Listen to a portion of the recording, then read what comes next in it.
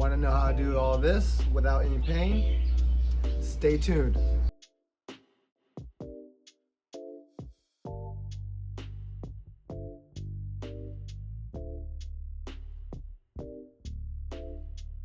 Hey guys, welcome back. It's Coach Bolt. Today we're going to discuss the shoulder joint and how to create capacities of shoulder flexion and extension.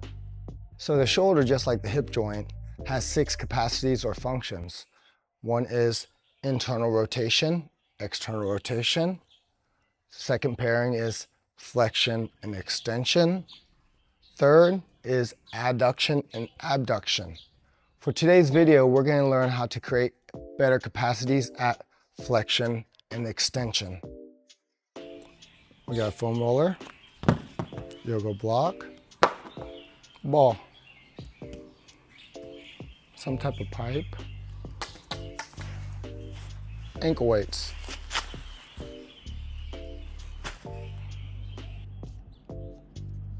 So here we're going to start with our soft tissue treatment. We're going to place the ball underneath the point of most restriction. We're going to breathe in and out slowly until we gain control.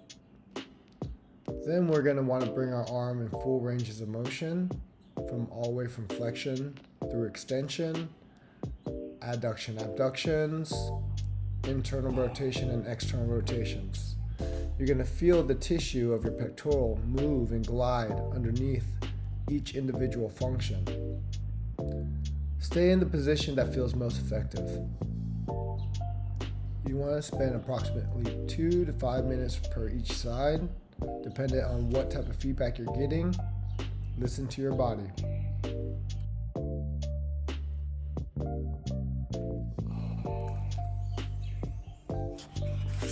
Moving on to our front delt. Using the same technique as our pec, we're going to slowly apply pressure into the tissue. Then we're going to begin to move our arm. We're going to bring our arm through flexion and extensions. We're going to rotate it. We're going to adduct and abduct. We're going to feel the different ways the tissue glides underneath the pressure. So now we bring out the foam roller. We're going to address our lats and our rear deltoids. We're going to slowly roll up and down our lateral lines while extending our arms up overhead. We're going to try to apply pressure and then create a sideways glide. Moving on to our tricep, we'll move on to an elevated surface. We'll use a tennis ball or a lacrosse ball. We'll find the point of most restriction. We'll sit there and take a breath. Once comfortable, we'll slowly begin to extend and flex the elbow.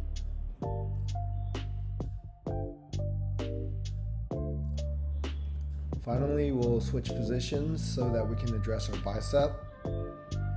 We'll still use the lacrosse ball or tennis ball. We'll adjust positions to where the bicep is facing down toward the ball. And essentially, we want to run the ball up and down the length of our bicep while taking deep breaths. All right guys, for our first exercise, it's going to be shoulder extension. Today we can either use a pipe or a ball for this exercise, so let's begin. First, we're going to start off by building a better shoulder extension capacity. We're going to start at standing shoulder extension lift-offs. Our goal is to be able to lift off and hold for 3 to 10 seconds per rep.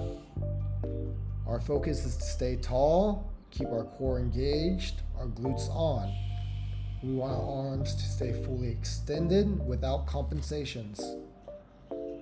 Once we lift up to our end range, we want to hold, breathe, and come back down in a controlled manner.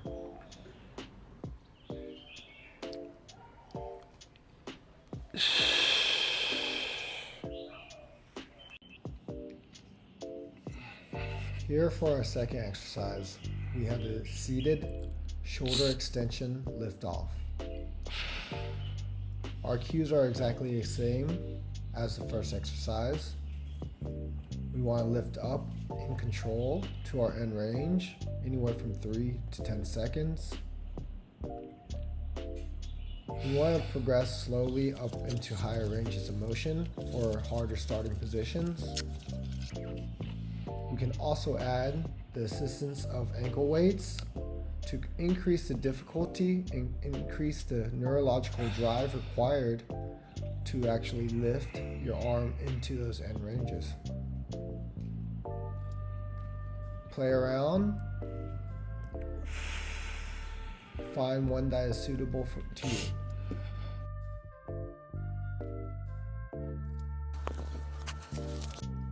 Moving on to lying overhead shoulder flexion and range liftoffs.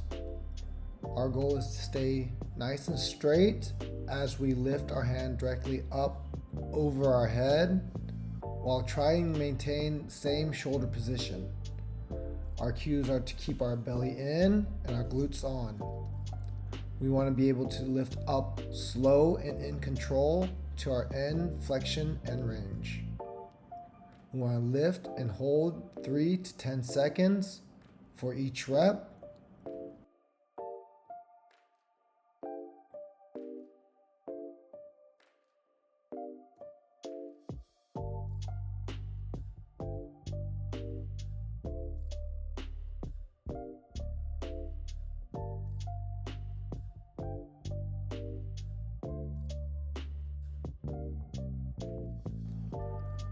Moving on to kneeling, overhead, flexion, and range liftoffs. We're going to start in a kneeling position. Our goal is to lift our hand without compensating our body directly over our head for anywhere from 3 to 10 seconds on each arm. Same progressions apply. We want to come down slow and in control.